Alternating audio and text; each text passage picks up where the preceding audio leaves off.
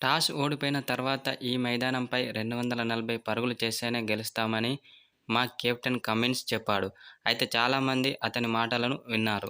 కానీ నేను దానిని నిజం చేసి చూపించానని ట్రావిస్ హెడ్ చెప్పుకొచ్చాడు. బెంగళూరు జట్టుతో జరిగిన మ్యాచ్లో విధ్వంసమైన బ్యాటింగ్తో ట్రావిస్ హెడ్ 41 బంతుల్లో 9 ఫోర్లు, 7 సిక్సర్లతో 102 పరుగులు చేశాడు.